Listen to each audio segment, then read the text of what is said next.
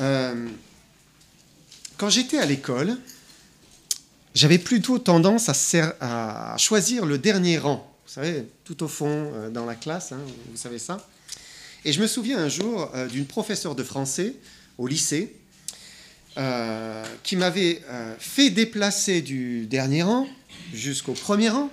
Et la classe était petite et son bureau touchait presque le mien. Et elle m'avait mis mes droits devant, juste devant. Alors j'étais loin derrière et soudain j'étais au plus près du professeur, hein, entouré des meilleurs de la classe, hein, de ceux qui se précipitent au premier rang pour ne rien rater du cours de français.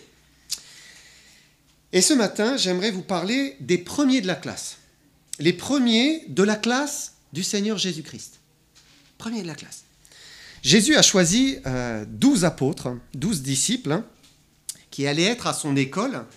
Et on remarque qu'il y en a trois, Jacques, Jean et Pierre, hein, qui étaient, à chaque fois, le Seigneur les prenait avec lui, les emmenait, il y avait des scènes comme ça, hop, la transfiguration. Et ce n'était pas qu'ils étaient meilleurs que les autres, hein, pas du tout, hein, au contraire. Parfois, ils ont été, mais alors vraiment pires que les autres. Hein.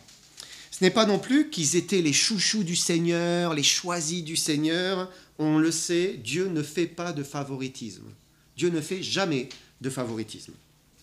Mais ils aimaient profondément leur Seigneur, un peu comme les premiers de la classe, qui avaient envie d'être au plus près du professeur pour recevoir de lui.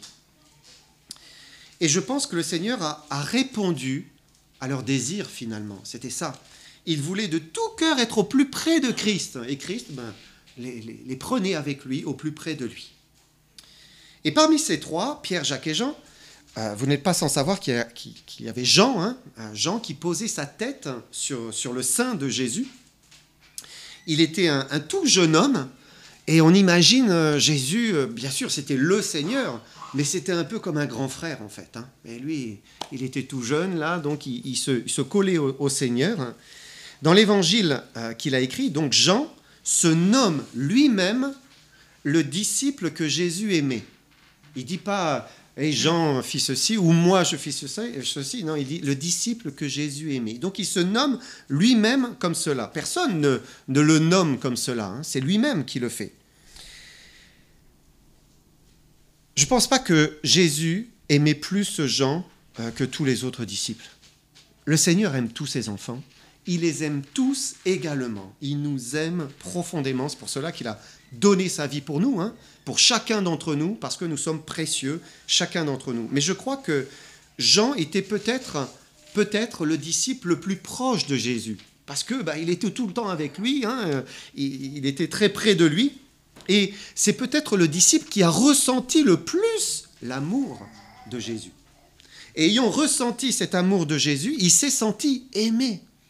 Alors, eh bien, quand il se nomme lui-même, il dit le disciple que Jésus aimait, parce qu'il a ressenti cet amour.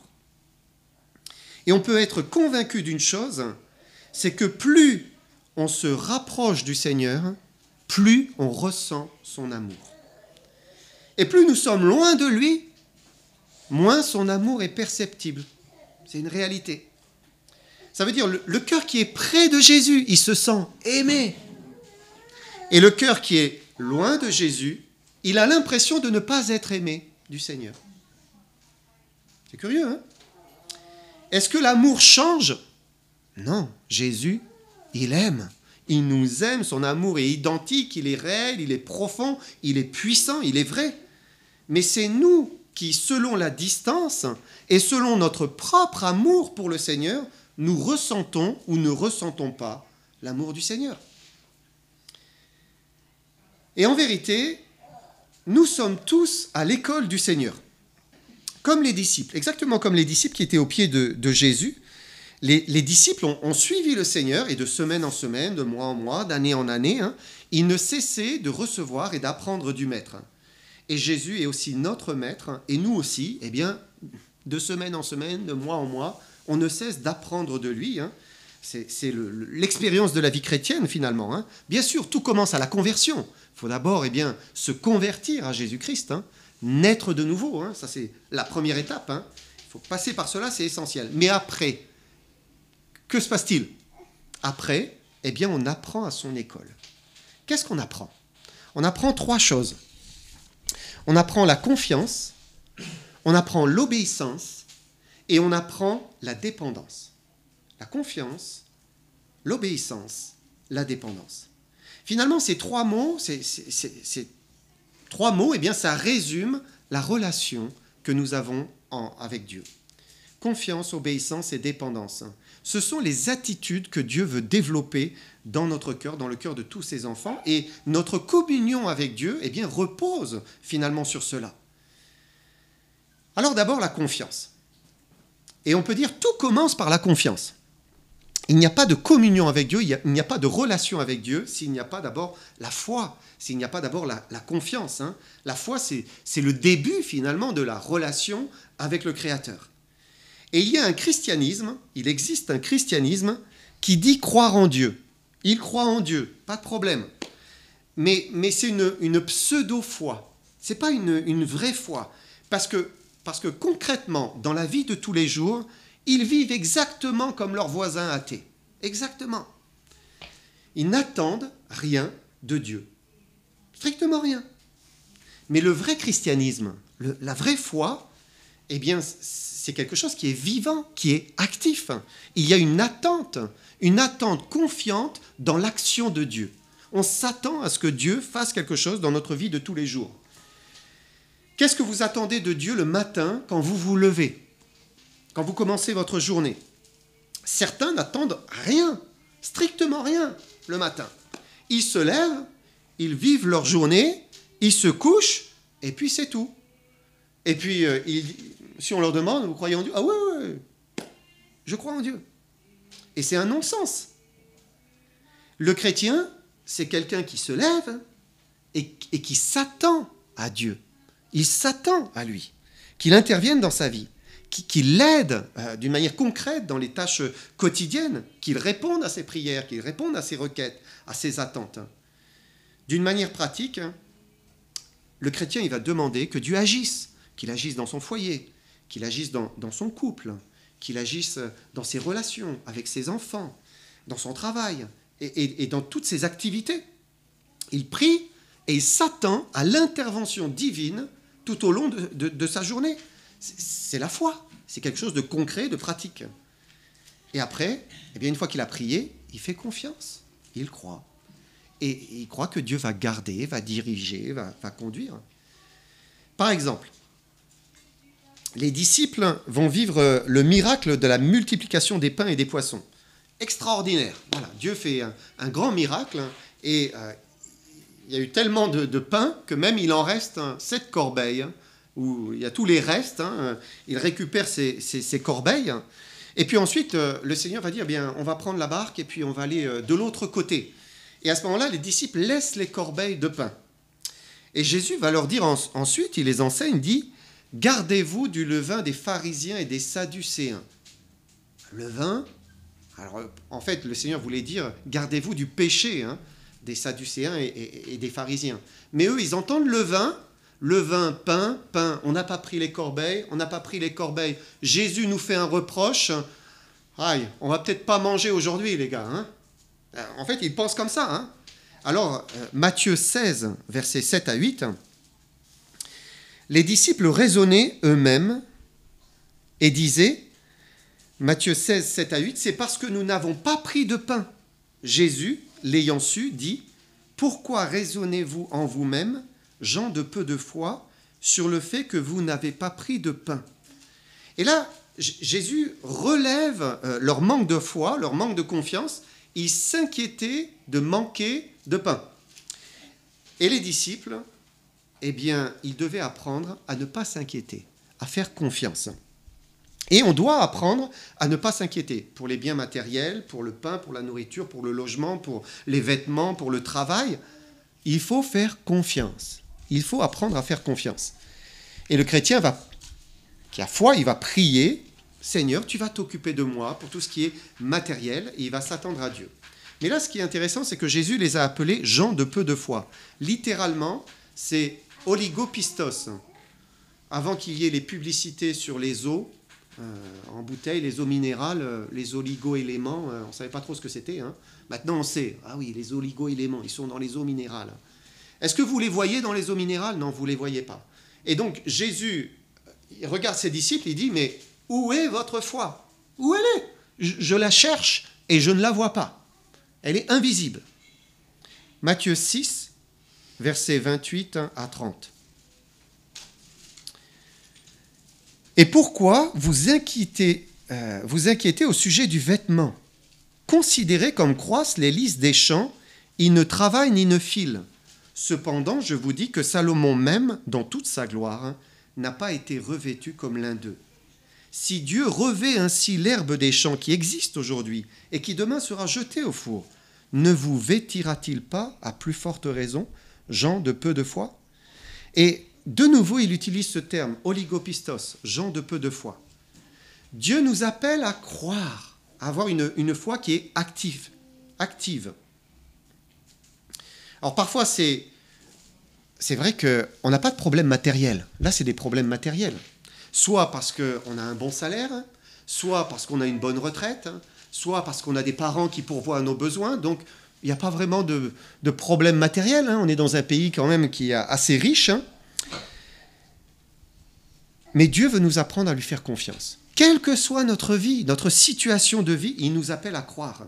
Et Dieu peut permettre aussi parfois des changements dans les circonstances pour éprouver notre foi, éprouver notre confiance. Et la question c'est, jusqu'à quel point suis-je prêt à faire confiance au Seigneur? Est-ce que notre foi, elle est réelle? Parce que Dieu peut permettre un changement de circonstance, une tempête, un choc, quelque chose d'inhabituel, un changement de situation, c'est une perte peut-être qui nous secoue, ou une situation d'insécurité. Là, j'ai ma fille qui est rentrée tard le soir, situation d'insécurité, où là, il y a une prière qui s'élève vers Dieu, parce qu'il était minuit. Quelle est la force de notre foi? Quelle est la force de notre foi? Jésus a placé ses disciples justement dans une tempête. Et regardez ce qu'il leur dit. Matthieu 8, verset 26. Il leur dit, « Pourquoi avez-vous peur, gens de peu de foi ?» Alors il se leva, menaça les vents de la mer, et il y eut un grand calme. De nouveau, oligopistos, gens de peu de foi. Et à l'école du Seigneur, le Seigneur veut nous apprendre à nous appuyer entièrement sur lui, à lui faire entièrement confiance. Et c'est là qu'on voit qu'il y a des degrés dans la confiance parmi les enfants de Dieu. Il y a des degrés vraiment dans la foi. Si la foi, elle est microscopique, le moindre problème, la moindre difficulté, des circonstances défavorables, et la vie, elle commence à partir en vrille, et c'est le crash. Et c'est là que survient des doutes, parfois des reproches, des incompréhensions, de l'amertume. Mais où est Dieu? Pourquoi il permet cela? Il m'abandonne. Maître, sauve, nous périssons. Jusqu'à quel point faisons-nous confiance au Seigneur? C'est un petit peu comme un élastique que vous tendez. Jusqu'à quel point je peux le tendre avant qu'il casse? Certains, vous faites ça et paf, ça casse. Et puis d'autres, ils ont confiance au Seigneur. Et ça peut tenir. Et tout ira bien. Jusqu'à quel point faisons-nous confiance au Seigneur? Avant de sombrer dans la peur, avant de sombrer dans la panique, comme si nous n'avons pas un bon Père qui veille sur nous.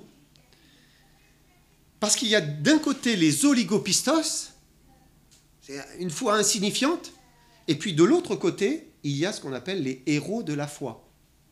Vous savez, Hébreux 11, Et ils sont appelés ainsi, les héros de la foi, parce qu'ils ont traversé des épreuves, traversé des difficultés, des catastrophes, des persécutions, parfois des attentes interminables.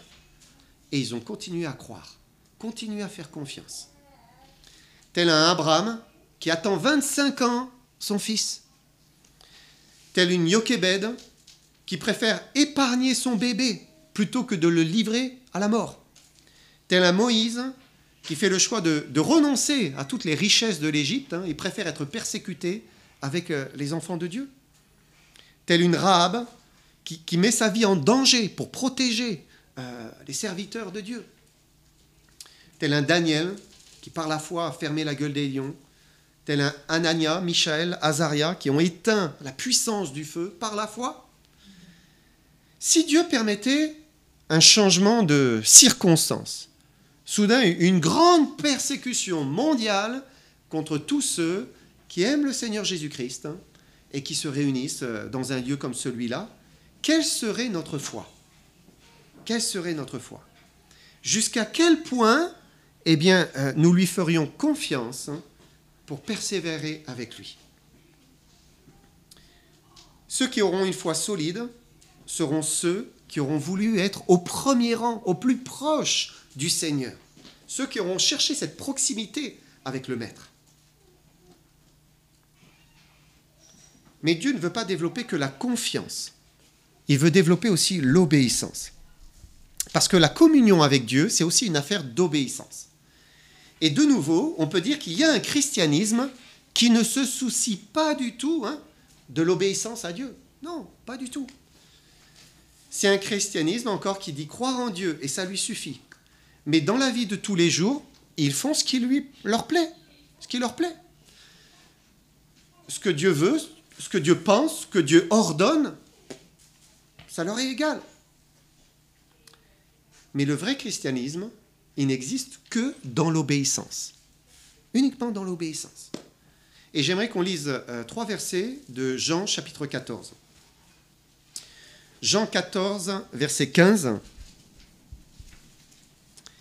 Il dit « Si vous m'aimez, gardez mes commandements. » On ne peut pas faire plus direct comme enseignement.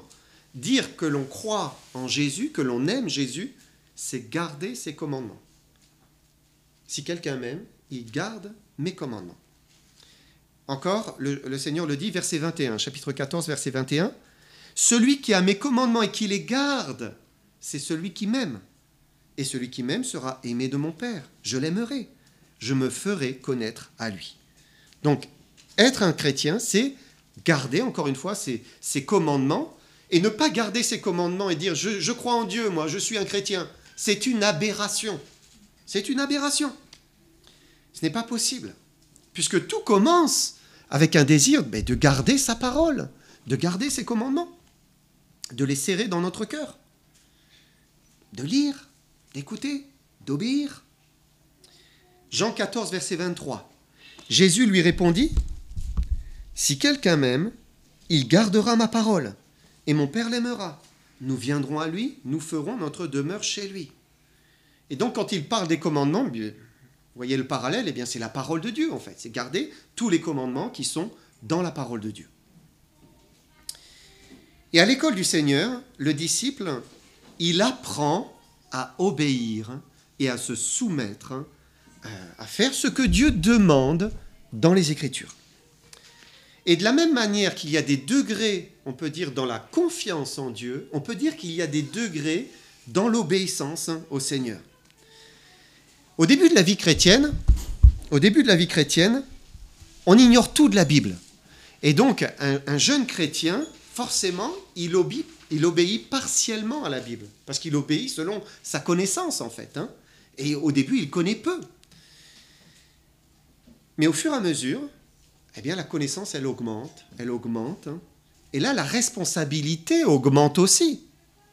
Souvenez-vous des paroles du Seigneur, il dit « On demandera beaucoup à qui l'on a beaucoup donné. On exigera davantage à qui l'on a beaucoup confié. » Donc c'est proportionnel. Et au fur et à mesure de notre lecture, de nos écoutes de la parole de Dieu, nous sommes poussés à l'obéissance. Et toujours plus, et obéir toujours plus. Comment ? Comment Dieu permet que nous grandissions dans un désir d'obéir par des expériences. Dieu permet des expériences. L'expérience de l'obéissance, avec la bénédiction qui est liée, et l'expérience de la désobéissance, avec les problèmes qui y sont liés. Il permet cela. Lorsque nous obéissons, nous faisons ce qu'il veut, eh bien, on rentre d'une certaine manière dans la perfection de Dieu. C'est beau. Les choses se mettent en place de la bonne manière et il y a la bénédiction de Dieu. C'est évident. C'est parfait. On le sait, c'est parfait. C'est un petit peu... Alors, je vous ai pris...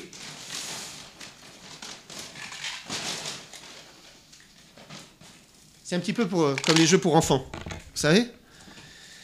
J'ai pris ça dans le coffre que l'on a à la maison. Quand vous obéissez, c'est parfait. C'est un petit peu comme... voilà, vous savez, quand vous mettez la pièce là, et ça rentre. Il y a une satisfaction. Une satisfaction. Oh Seigneur, mais c'est vraiment merveilleux. Merveilleux. Hop. Merci Seigneur. Ça, c'est quand vous obéissez à la volonté de Dieu. Par contre, la désobéissance, c'est quand vous essayez, vous savez, les enfants, parfois, ils essayent de passer les pièces, forcément, là où ça passe pas. Bon, ça va, c'est des enfants. Ça passera pas. Mais si un adulte, il veut faire passer, il va finir par y arriver. Mais il va l'éclater. Il va détruire cela. Il va y arriver. Mais il va tout casser. Il va tout casser. Et dans la désobéissance, au final, c'est l'amertume. C'est la tristesse. C'est la déception. Parce que rien ne se passe comme on prévoyait.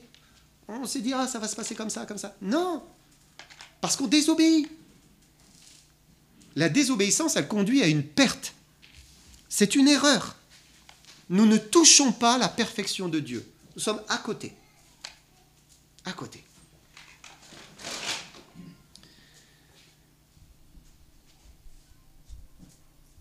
Et malheureusement, tant que nous ne le comprenons pas, eh bien, il faut le vivre.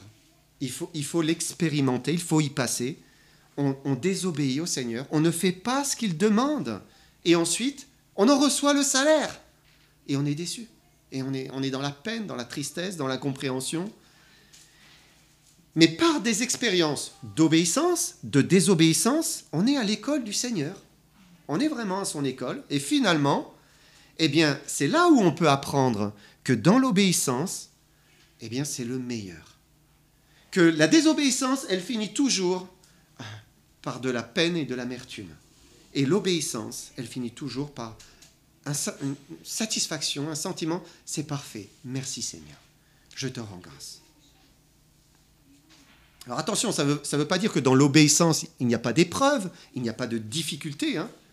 Mais l'obéissance joint à la confiance, hein, c'était la première chose, confiance, obéissance, ça conduit à la paix.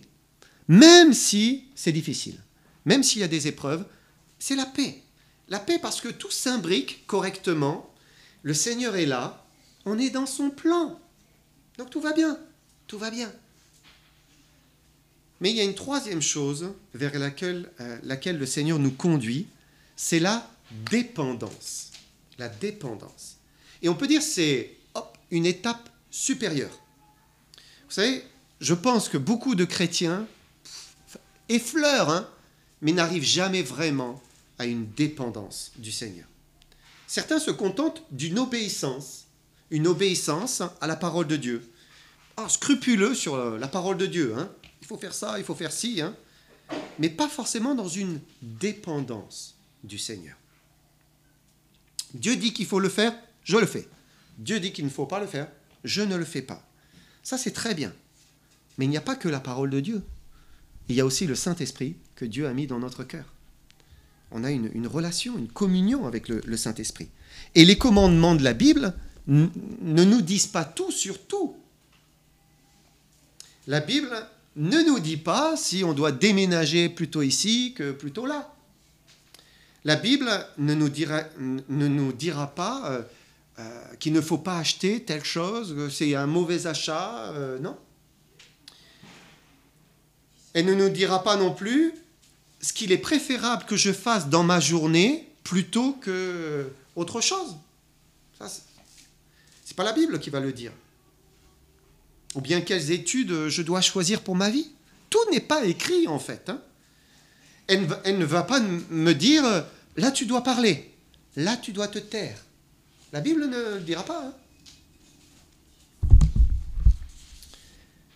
Alors bien sûr, la parole de Dieu, elle nous donne la réponse, elle nous donne la direction dans plein de sujets. Elle est une lampe sur notre chemin, elle est un guide qui est fiable, elle est une boussole qui nous évite de nous perdre dans ce monde impie. Ces commandements sont une source de salut pour notre âme. Et tout ce que Dieu dit clairement, c'est simple, il suffit d'obéir.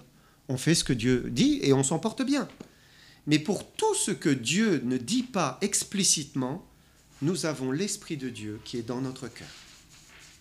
Jésus a dit, Jean 10, verset 27, « Mes brebis entendent ma voix, je les connais et elles me suivent. » Et si nous sommes une brebis du Seigneur ce matin, nous entendons sa voix.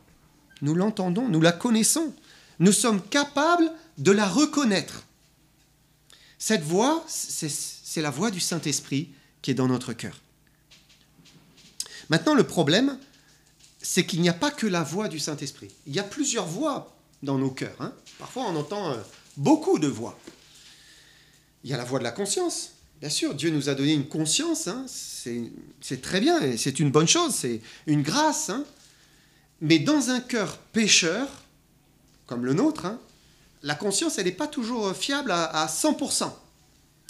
C'est pour cela que lire la parole de Dieu, eh bien, cela nous aide justement à savoir exactement, oui, ça c'est bien, ça c'est mal. Hein.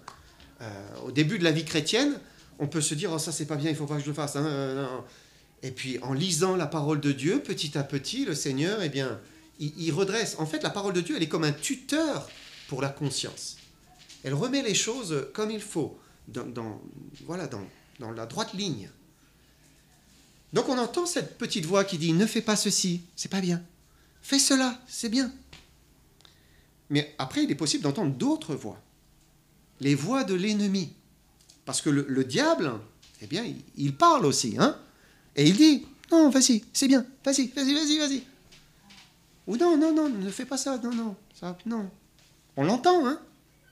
Et il vient semer le trouble dans notre cœur. Et enfin, eh bien, il y a l'Esprit de Dieu qui lui aussi peut parler directement à notre cœur. Mais la voix du Seigneur, cela dépasse une simple voix que nous entendons dans notre esprit, dans notre cœur. La voix du Seigneur, c'est l'Esprit de Dieu qui communique avec notre esprit humain. Et donc, il y a une communion spirituelle qui s'établit entre lui et nous. Il y a une relation. Comment ? C'est lorsqu'il y a un désir entier, sincère, sans concession, de faire sa volonté.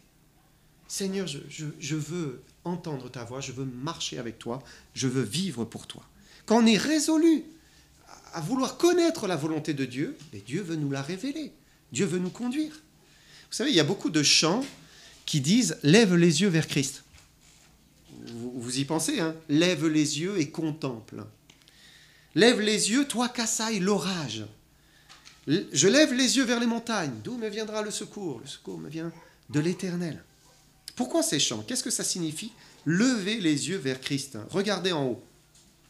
Ce sont des exhortations à faire l'effort de tourner notre esprit vers l'Esprit de Dieu. Ce n'est pas qu'il faut vraiment lever la tête, hein, mais c'est notre esprit qui cherche à entrer en communion avec l'Esprit de Dieu. Parce que c'est quand on s'efforce de s'approcher du Seigneur, d'entrer en communion avec lui, qu'alors, eh bien, on peut recevoir des réponses, que l'on peut entendre sa voix, que l'on peut comprendre ce qu'il attend de nous.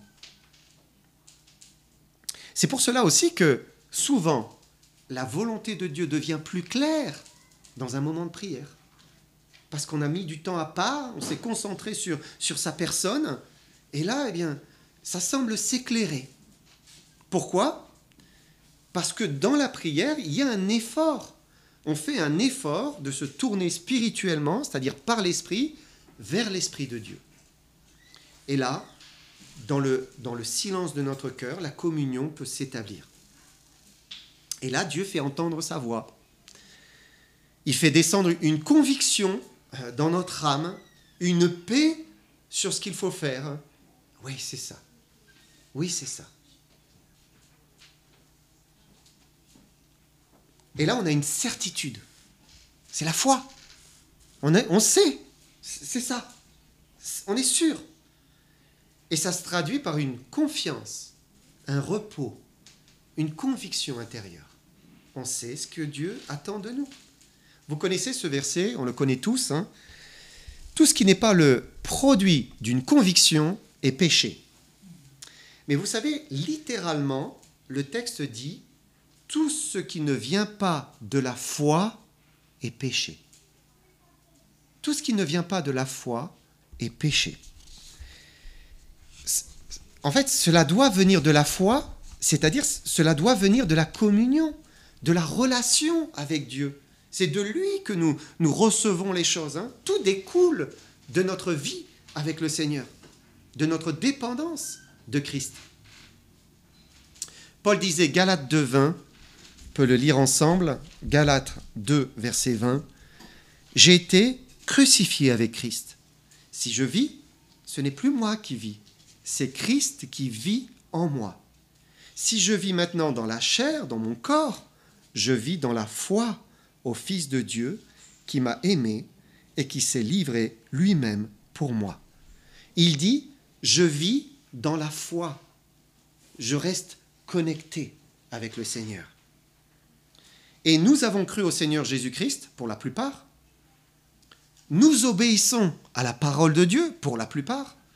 Mais Dieu nous appelle à entrer dans une dépendance de sa personne. En sorte que ce n'est plus nous qui vivons, mais c'est Christ qui vit en nous. Paul parle de la foi, il dit qu'il vivait dans la foi au Fils de Dieu. Ça veut dire qu'il gardait constamment cette dépendance, cette communion avec le Seigneur. Et en fait, vous savez, c'est précisément ce que Jésus a enseigné à ses disciples. Qu'est-ce qu'il a dit? Regardez Jean 15, verset 4. Il leur a dit, « Demeurez en moi, et je demeurerai en vous. Comme le sarment ne peut de lui-même porter du fruit, s'il ne demeure attaché au cep, ainsi vous ne le pouvez pas non plus, si vous ne demeurez en moi. » Donc Jésus nous explique, et il explique ici à ses disciples, ce qu'est le sarment. Et le sarment, c'est quoi? Il est entièrement dépendant de son cep, forcément. Il est lié à son cep. Il fait corps avec son cep. Et il reçoit de lui sa vie, son existence, son fruit. Il reçoit tout de lui. Le sarment n'a pas de vie en dehors du cep. Il n'existe pas en dehors du cep. Et si le cep n'envoie pas sa sève, eh bien, il ne reçoit rien. C'est du cep. Et ça dépend du bon vouloir du cep. C'est lui qui donne. Mais la différence, vous savez, entre un sarment et le cep de la vigne, le sarment de la vigne, et nous, c'est que nous avons une volonté. Le cep, lui, voilà, il n'a pas de volonté. Hein. Mais nous avons une volonté. Ça veut dire que c'est à nous de vouloir être un sarment attaché au cep. Il y a un effort de notre part, un désir, une volonté de dire « je veux demeurer en Christ, je veux me reposer en lui, je veux être dépendant de lui, lié à lui. Tout au long de ma journée, je veux rester dépendant de lui tout au long de ma journée. » La dépendance, c'est un choix que nous devons faire. Et si on fait ce choix de demeurer en lui, de rester attaché à lui, de faire toute sa volonté, alors on goûte au bonheur, la jouissance de marcher avec lui. C'est ça, marcher avec Christ. Et vous savez, à l'école du Seigneur, il y a plusieurs rangs. Il y a plein de rangs. Mais le premier rang, il peut contenir toute l'Église. C'est possible. Le premier rang, il est pour tous. On peut tous être au premier rang. Il est suffisamment grand, suffisamment vaste. Il suffit de vouloir s'approcher de lui. C'est tout. Vouloir s'approcher de lui, être au plus près de lui. En fait, si on veut être au plus près de lui, c'est possible. Tant qu'on le désire, eh bien, on avancera, on avancera. Et je suis persuadé qu'il y a toujours... Vous savez, des fois, on se dit, oh, moi, je suis au premier rang. Peut-être pas, hein. Peut-être vous êtes au 3e, hein, ou au 5e, hein, ou au 20e. Hein. Mais il y en a, ils sont encore devant. Hein. On ne cesse jamais d'aimer le Seigneur, de renoncer, de se consacrer, d'abandonner. Mais on peut être au premier rang. On peut se rapprocher du premier rang.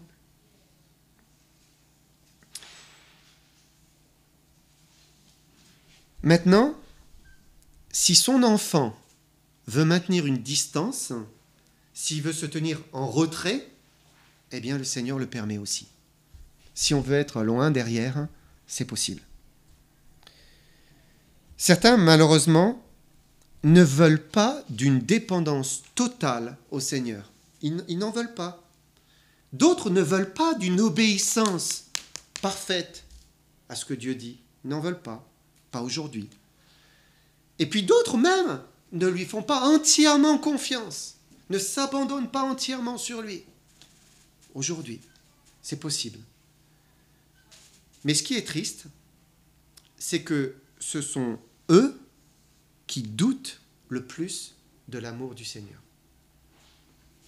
Ils doutent de l'amour du Seigneur. Parce que comme je vous l'ai dit, hein, le cœur près du Seigneur se sent aimé. Et plus il est près, plus il dit, mais qu'est-ce que le Seigneur m'aime? Et le cœur qui est loin, il ne se sent pas aimé. Il a l'impression que le Seigneur ne l'aime pas. Alors que le Seigneur l'aime autant que celui qui est au premier rang. Et c'est à nous de décider, Seigneur, je veux aller plus loin. Je veux m'approcher de toi. Je veux te faire confiance. Je veux obéir parfaitement. Et je veux devenir dépendant de toi. Se consacrer, vouloir être parmi les premiers de la classe. C'est un appel que le Seigneur nous lance. Hein.